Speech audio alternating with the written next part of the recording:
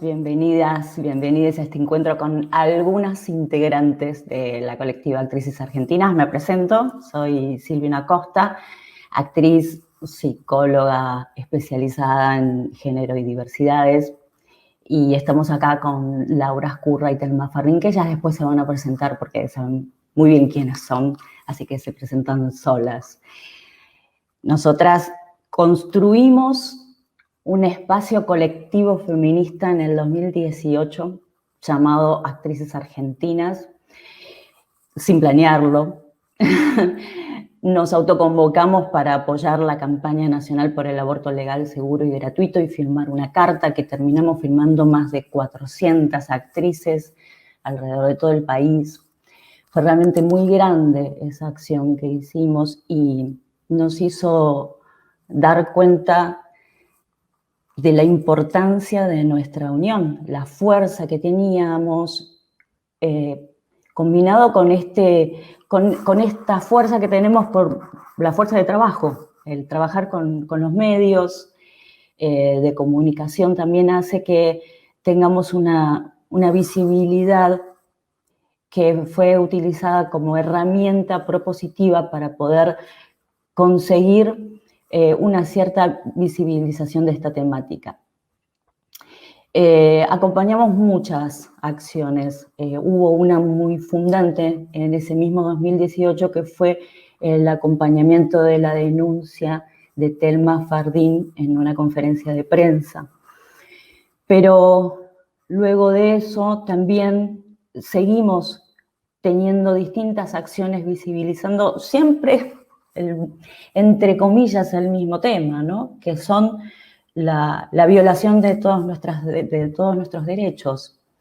el no tener una emancipación política de nuestros cuerpos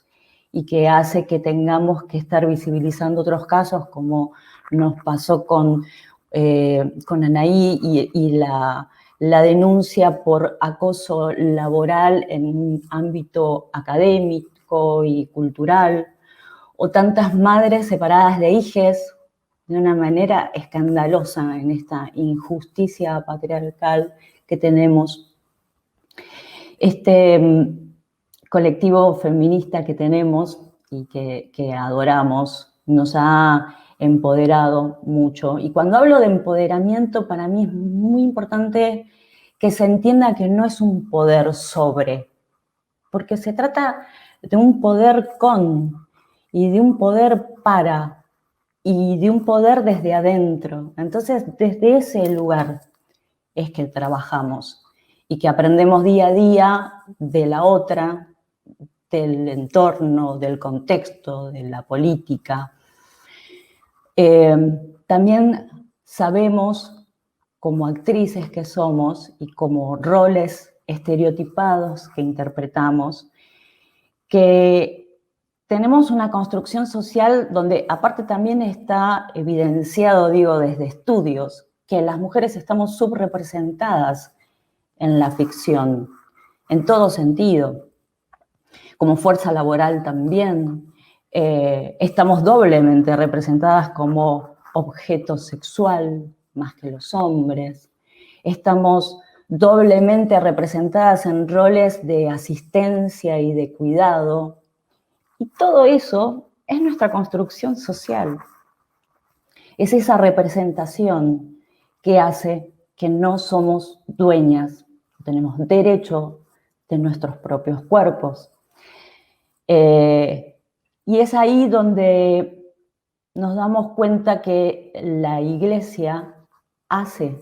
a esa construcción social como nosotras como elemento reproductivo, no como construcción de fe religiosa, no tiene nada que ver. Es parte de un poco lo que estuvimos reflejando en nuestra última conferencia para apoyar la presentación del 2020, este proyecto de ley por el aborto legal, seguro y gratuito. Entonces, denunciamos ese rol activo que tienen las iglesias que hacen esta construcción social y que hace que las niñas, que son sujetos de derecho según la ILE, la intervención legal del embarazo, no sean madres, sean niñas se sigue adelante con esa tortura hasta el final, intervenido por la Iglesia, y lo sabemos. Cada día 7 niñas entran en una sala de partos en Argentina, y a pesar de estar contempladas como sujeto de derecho, esto sigue igual. Y aparte por las dilaciones que justamente se cometen en estas instituciones de salud, estatal o privada, no importa. Y al hacerla son forzadas a parir. Bueno, ni hablar de los riesgos obstétricos que eso conlleva, ¿no? A los sacerdotes se les permite el ingreso a quirófanos, modifican informes médicos para postergar el acceso al aborto, en los casos que está permitido, se manipulan pacientes. Bueno, las estadísticas realmente son muy alarmantes. Nosotras hablamos en su momento de la ATFEM, que es la Red de Periodistas Feministas de Latinoamérica y el Caribe, que son 39.025 personas gestantes las que ingresaron en hospitales con complicaciones relacionadas a abortos clandestinos, y el 16% son gestantes entre 10 y 19 años de edad. Por supuesto que estas cifras no contemplan todas las personas que no llegan al servicio de salud porque justamente murieron víctimas de abortos inseguros y de la desigualdad social. En Argentina, cada 3 horas una menor es madre. La adhesión de la ILE, que el protocolo que estableció el ministro de Salud, Ginés González García, en diciembre de 2019, que se basa en las causales previstas por el Código Penal argentino desde 1921, al que adhirieron este año solamente 11 provincias de todas las que somos. O sea, seguimos realmente todo muy atrás, muy atrás. Y este año va a ser, cuando hablamos que el 88% de las mujeres en general llegan al sistema de salud en el primer trimestre de gestación, eso coincide con los datos internacionales y supone, y lo que preocupa es que llegan al sector y se tarda tanto en resolver, que ahí es donde también tenemos mucho miedo con las partes que tienen que ver con el proyecto que está presentado con respecto a la objeción de conciencia, porque todo lo que se dilate en cuanto a los tiempos va a ser muy perjudicial para poder llevar adelante este derecho a la hora de alcanzarlo. Cuando hablamos tenemos que derribar el mito que los hospitales van a colapsar por abortos, porque los números lo demuestran así. Si estamos hablando que ese 88% son mujeres que recurren en el primer trimestre, cuando la interrupción sea voluntaria, hasta lo pueden hacer vía telefónica. Y ese 12% que queda, tenemos 55 hospitales provinciales que estarían en condiciones de hacerlo y más de 166 centros de atención primaria de la salud. Entonces, para terminar, esta lógica de construcción de una salud feminista al Estado es para defender la salud pública y transformarla entre todos, como dice Judith Butler, el sistema de salud es performático y todo el tiempo se produce subjetividad. La ILE y los métodos también son prestaciones esenciales. Y sabemos que los hospitales junto con la Iglesia son el sector más conservador y están acostumbrados a que decidan los directores o los jefes de servicio. Es muy jerárquico y empezar a desarmar las lógicas de poder porque es donde se pone en juego algo de la centralidad del modelo médico y la separación de la Iglesia y del Estado. Nosotras venimos a disputar ese poder de quien decide sobre nuestros cuerpos y sobre nuestra salud reproductiva. Laura Ascurra. Gracias, Silvi, gracias, compañera. Bueno, muchas gracias por este espacio para las actrices argentinas, quienes estamos en esta lucha abriendo camino junto con el enorme movimiento feminista, transfeminista, que hace que empecemos a pensarnos, a repensarnos y a ver qué es esto nuevo que tenemos y que queremos construir principalmente, ¿no? Para nosotras ha sido una aventura muy, muy inédita unirnos en esta profesión que es tan individual, que es tan egocéntrica, también como muchas otras profesiones, y que nos unió justamente nos autoconvocó directamente, no salió de nuestro corazón querer unirnos para pensar en hacer algo, en visibilizar principalmente este tema que estaba estigmatizado, oculto y al mismo tiempo, bueno, bastante hipócrita porque todos tenemos una historia vinculada con el aborto muy de cerca, sean mujeres o sean hombres. Entonces, es interesante pensar que si vamos a hablar, de repente podamos pensar en que queremos construir una sociedad más honesta, menos hipócrita, y que detrás de eso, de poder visibilizar esto, aparecen un montón de otras cuestiones, ¿no? Empezamos a también advertir esta desigualdad de género que hay en muchos otros sectores, que percibimos, que ha sido naturalizado por muchísimo tiempo, y en este presente nos plantamos para decir, no queremos más esto, no podemos seguir en una sociedad con estos lineamientos, estamos ya en el siglo XXI, estamos en el futuro, y la sociedad y el mundo requiere de una nueva organización y de una nueva visión. Entonces, bienvenido sea este momento incómodo, como me gusta decir, porque es un momento incómodo que nos interpela, es un momento en que quienes están en sus espacios de privilegio se ven interpelados claramente. Y bueno, acá vamos, ¿no? Acá empezamos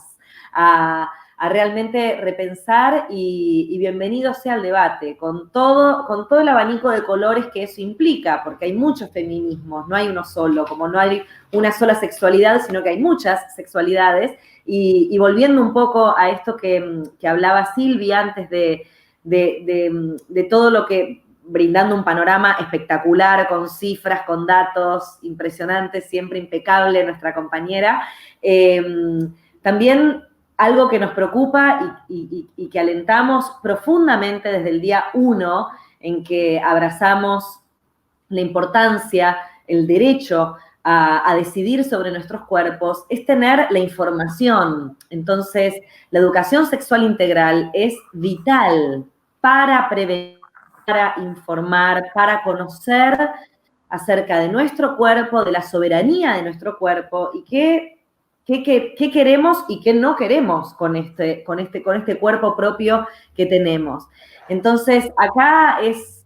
bien importante comprender que en Argentina las provincias justamente que tienen mayor índice de embarazos infantiles, que por supuesto no respetan el fallo que tenemos de las 3 causales por las cuales podemos llevar adelante un aborto en condiciones legales desde 1921, como mencionaba Silvi, hay muchas personas que desconocen este derecho y estas provincias, justamente con estos índices altísimos de embarazos adolescentes y juveniles e infantiles, no quieren tener educación sexual integral en sus escuelas. Entonces, no quieren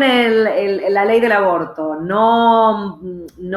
informan que ante una situación de violación tiene acceso legal una mujer, una niña, a poder llevar adelante una práctica segura y abrazada por el Estado. Entonces, ¿de qué manera se puede vivir, se puede conocer, se puede vincular esta decisión de llevar adelante una vida saludable? Porque además el sexo forma parte de la vida saludable de cualquier persona. De hecho, venimos de un acto sexual. Llegamos a este mundo a través de un acto sexual. Entonces, ¿cómo no vamos a necesitar tener la información pertinente que no tiene que ver solamente con la reproducción, ¿no? Y con los cuidados en el acto sexual, que por supuesto son muy importantes, sino en cómo descubrimos, cómo abrazamos este permiso y esta búsqueda de nuestra propia sexualidad y nuestro deseo y nuestro consentimiento. Entonces, todo esto es bueno, son puertas que se abren y que se van abriendo y que van desarrollando cada vez más temas y van profundizando más y más, y que es necesario hablarlo, es necesario charlarlo para conocerlo, para saber con qué podemos contar, cuáles son nuestros derechos y bueno, y descubrir qué sucede con nuestra propia sexualidad, que es uno de los placeres más saludables de la vida. Entonces también empezar a pensarnos en esto de que no solamente queremos una ley para decidir por el derecho, sino que empecemos realmente a comprender que la sexualidad es una parte sana de la vida, que no solamente es para tener fines reproductivos, no somos un envase que podemos gestar y gestar personas, sino que es algo un poco más profundo, más complejo y que interpela a toda la sociedad, a todas las edades. Felizmente, la generación que está avanzando, los jóvenes, esto lo tienen un poco más claro, comprenden que los vínculos son muy distintos, que las formas de amar son muy distintas, no vienen con un mandato tan fuerte, tan heteronormativo y tan católico con el que crecimos durante tanto tiempo en esta humanidad. Entonces, es interesante pensar que realmente ellos están acompañándonos a avanzar y a empezar a sembrar un nuevo terreno. Y también cuando hablamos de terreno y cuando hablamos de sembrar, no podemos dejar afuera lo que significa la ecología, lo que representa el ecocidio en este momento de crisis, en este momento de necesitar transformarlo todo, y en este momento donde también la información corre de una manera mucho más veloz, llega a todas partes del mundo y casualmente denunciamos las mismas cosas en diferentes lugares del mundo, ¿no es cierto? Vinculado específicamente con el ambiente, con lo que tiene que ver con el respeto a nuestra madre tierra, que también es una mujer, casualmente, y que es la dadora de absolutamente todo lo que conocemos. Entonces, ¿cómo nos estamos plantando delante de ella en el ya no podemos seguir con antiguas prácticas tampoco en la explotación de su suelo y en la explotación indiscriminada de sus recursos. No está alejado el ecocidio de todas las otras luchas que llevamos adelante con el feminismo. Tiene muchos puntos en común, hay un montón de aristas, pero también nos hermana y nos une la posibilidad de este sistema en el que estamos inmersos, este sistema en el que ya está descompuesto y en donde el planeta empieza a hablar. Bueno, sin ir más lejos, estamos en este momento en una pandemia mundial, producto de una situación zoonótica, y eso tiene que ver también por cómo estamos vinculándonos con los animales, con la explotación de los animales y que lo estamos usando para nuestro consumo. Ahí podemos rever todo lo que tiene que ver con nuestro consumo, desde nuestra alimentación hasta la ropa que usamos, hasta el espacio en donde decidimos vivir, en qué condiciones son posibles, en qué condiciones no, y que solamente el 30% de este mundo puede tener condiciones dignas para vivir y el resto no. Entonces, es muy... En esta visión macro y micro es en la que tenemos que estar permanentemente haciendo el ejercicio de entender que todo lo chiquito, abriéndolo, se comprende en una totalidad. Entonces, las luchas son muchas, es un momento en donde visibilizamos cosas que antes no se visibilizaban, que se solían silenciar sobre todo, y en esta nueva era que estamos planteando, en esta voz que nos unió, en este no nos callamos más, en esto tampoco no nos vamos a callar. Y vamos a seguir hablando y vamos a seguir exponiendo que no pueden, en nombre de la economía, en nombre del crecimiento económico, vampirizar nuestros recursos, de alguna manera seguir violando la naturaleza a costa de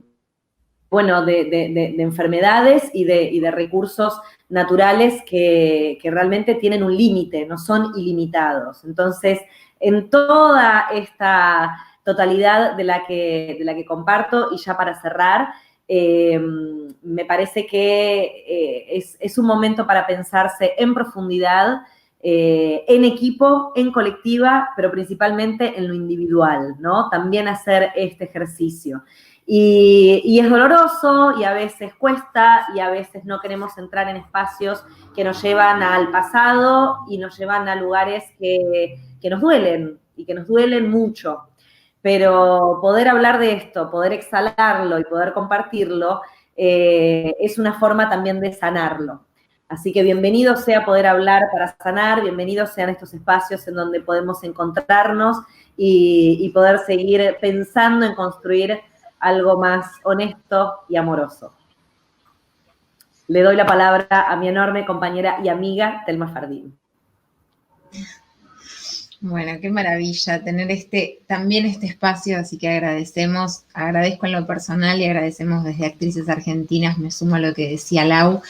Es complejo, ¿no? Las escucho a mis compañeras, iba tomando nota porque son tantas las aristas cuando una se pone como las gafas, ¿no? Son unas gafas, el feminismo son unos lentes con los que uno empieza a cuestionarse absolutamente todo, y también a tener que revisar en lo cotidiano, ¿no? Y parece que justamente ese es el ejercicio y lo más interesante es poder hacerlo de manera colectiva. Pensaba cuál es el hilo conductor de todas estas temáticas y sucede mucho en esta falta de acceso a la información, como decía Lauri, que justamente se pierde la posibilidad de tener decisión sobre lo que una desea o no hacer y la importancia de poder darle lugar a la palabra deseo, ¿no? Cuando venimos de generaciones en las que el deseo estaba totalmente anulado, venimos de esta época de hiperproductividad y donde los cuerpos son máquinas y creo que inevitablemente hay todo un relato que fue construyendo este lugar en el que se nos puso a la humanidad toda, y particularmente a las mujeres y a los niños y las niñas, porque uno de los argumentos que esgrimen quienes están en contra del acceso a la decisión de qué hacer con un embarazo, ninguna mujer desea llegar a esa situación, por eso el lema de la campaña es tan contundente. No se pelea pura y exclusivamente por conquistar el aborto legal, seguro y gratuito, sino que hay instancias previas y justamente una de ellas es la información, ¿no? Y la importancia de la información porque justamente a los niños, las niñas, muchas veces se los trata, y de hecho hasta la convención en los años 90 por los derechos de los niños, las niñas, los adolescentes, los niños, las niñas no eran sujetos de derecho, ¿no? Estaban puestos al servicio y hay una cuestión en el relato que yo creo que justamente cuando hoy por hoy a quienes yo llamo antiderechos dicen no te metas con mis hijos, lo que están haciendo es eso, ¿no? Finalmente ponerlos en ese lugar de objeto y no sujeto, cosa que nos pasó muchísimo tiempo a las mujeres puestas en este lugar de cuerpos gestantes pura y exclusivamente y obviando por completo nuestro deseo y lo que nos hace personas, lo que nos hace humanos, humanas, ¿no? Que es eso que nos diferencia de la máquina, que yo creo que por supuesto es en uno de los ejes centrales el deseo. Y acá no estamos hablando de una cuestión que para unirlo con esto otro de lo que hablaba Sil, es aquella conferencia de prensa en la que visibilizamos mi denuncia que radiqué en la justicia, pero que tuvo la necesidad de ser visibilizada a través de los medios de comunicación y usando esta herramienta que teníamos desde Actrices Argentinas, que es la posibilidad de ser desde nuestros privilegios, ¿no? Porque también hay que decir que, por supuesto, estamos hablando desde privilegios porque nuestra colectiva está conformada por, en su gran mayoría, mujeres hegemónicas, blancas, de clase media, y también somos conscientes de eso es algo que hace el feminismo, ¿no? hacernos conscientes incluso de nuestros privilegios cuando formamos parte de las oprimidas de una sociedad, pero así todo somos conscientes de cuántos privilegios tenemos. Y entonces, retomando, acá no hay una cuestión metafísica, a mí me gusta mucho volver a este concepto, sino que hay una cuestión política, concreta. No estamos debatiendo cuestiones religiosas, porque ahí me parece que no tenemos por qué meternos, nadie tiene por qué meterse y cada quien con su creencia. El problema es cuando trasladamos eso y lo confundimos con lo que necesitamos, que es política. Yo creo fervientemente que la herramienta de transformación es la política y no necesariamente la política partidaria pura y exclusivamente. Esa también. Pero cuando esta ola, a la que yo quiero dejar de llamar ola y quiero empezar a decirle mar, porque no quiero que se vaya, esto no es algo que ha pasado con los movimientos feministas, que es que han dado grandes avances y después, por supuesto, por las opresiones mismas del sistema, se ha logrado que se retroceda, aunque digo, por supuesto, sin dejar de reconocer cuántas compañeras se mantuvieron en la trinchera y por eso hoy por hoy las nuevas generaciones podemos abrir los ojos y mirar la historia y decir, bueno, esto es una construcción que viene de mucho antes y a la que podemos aportar, pero por eso no quiero dejar de decirle hola y que esto sea algo que llegó para quedarse, pero justamente la necesidad de organización. Ahí estamos, que a nuestra compañera a Lauri se le cayó internet, pero por suerte llegó a hacer su intervención perfecto. Justamente esto que necesitamos de construcción conjunta, cuando nos hacemos carne, esta frase de los movimientos feministas de los 60 que decían todo lo personal es político, nosotras nos esforzamos mucho porque eso realmente pase y deje de ser una frase y pase a ser una realidad tangible. Entonces, realmente nos importa hablar de lo político, no pura y exclusivamente en relación a lo partidario, sino justamente a cómo desde la organización colectiva podemos quitar eso que, por supuesto, las instituciones, entre ellas, Silvi nombraba las instituciones más patriarcales, arcaicas, cerradas, y hablaba de la iglesia y de los hospitales. Yo le sumo a eso la justicia, que es tema que a mí me obsesiona y de lo que me parece que también es importante hablar, pero son las instituciones las que hasta acá decían, bueno, y la institución de la familia, ¿no? Y que para mí es importante apropiarnos de eso, porque no estamos en contra de la familia. Estamos decidiendo armar familias que sean sanas, familias que sean diversas, que no tengan por qué encajar en un molde. Y entonces ahí está la importancia de que las instituciones nos den respuesta y no que sean una traba, cosa que pasa, y voy a esto que para mí es una obsesión, lo que sucede con el recorrido de alguien que sufre algún tipo de violencia de género, desde abuso sexual a maltrato en el vínculo de pareja. Y lo que pasa también, porque esto siempre va un poco de la mano, lo que les pasa a las mujeres y lo que les pasa a los niños, si uno mira la historia, nos han puesto a las mujeres también, a nivel legal, nos han infantilizado, un poco volviendo a esto que decía en relación a los niños sin posibilidad de ser sujetos de derecho, y todo este cambio que estamos haciendo necesita de la organización colectiva como respuesta al gran agujero que dejan las instituciones. A mi entender y desde mi experiencia personal, la primera es la justicia, porque la justicia es la primera respuesta que nos dan cuando sufrimos algún tipo de violencia. Ese es el espacio al que se supone que debemos acudir y en el que lamentablemente, lejos de darnos respuestas que impliquen la sanación, porque si queremos una sociedad más sana, lo que necesitamos es sanar en lo personal. Lejos de lograr la sanación, lo que encontramos son trabas burocráticas una tras otra. Cuando vamos a las cifras, ahí es muy contundente, digo, ahí salimos de las subjetividades y vamos a algo muy contundente. Por ejemplo, en los casos de denuncias de abuso sexual, solamente el 3% llega a conseguir una condena. eso no quiere decir que hay 97% de mujeres, porque en su mayoría son mujeres quienes denuncian violencia. Por supuesto, la violencia sexual, cuando vamos a las cifras, 1 de cada 5 niñas y 1 de cada 13 niños va a sufrir violencia sexual antes de su mayoría de edad. Lamentablemente,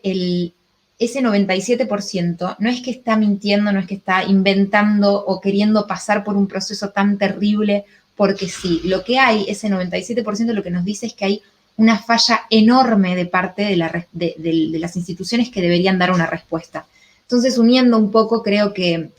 no solamente tenemos que visibilizar, sino que también tenemos que trabajar en construir otras formas, trabajar en construir una justicia que realmente sea reparadora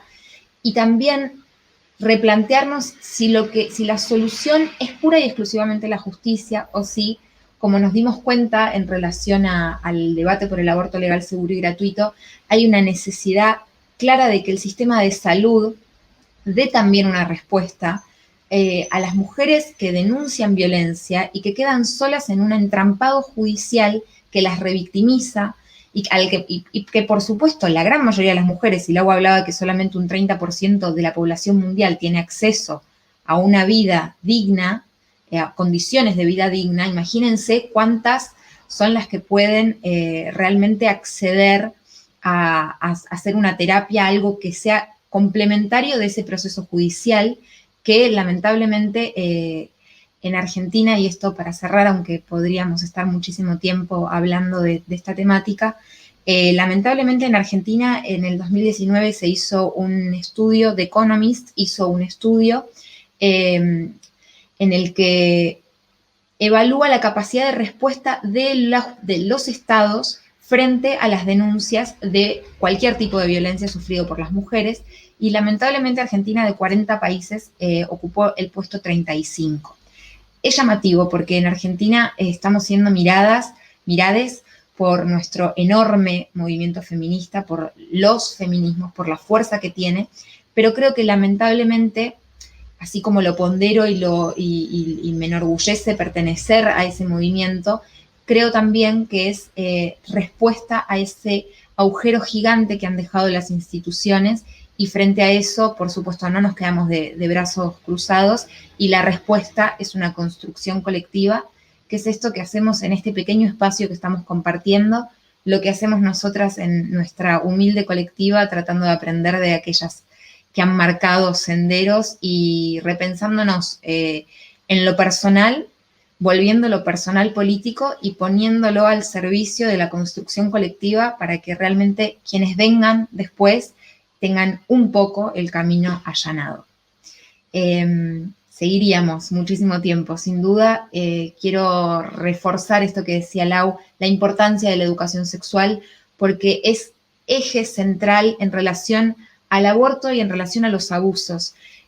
Cuando hay educación sexual integral, se previenen, además de los embarazos no deseados, los niños, las niñas, les niñes toman conciencia de que quizás están sufriendo algún tipo de violencia en sus casas, y más en este contexto de aislamiento. Así que como eje que nos une, creo que es importante remarcar lo fundamental de la educación sexual integral y de las construcciones colectivas. Así que muchas gracias por este espacio y gracias a mis compañeras enormes por el trabajo que hacemos juntas todos los días. Por la invitación y el espacio.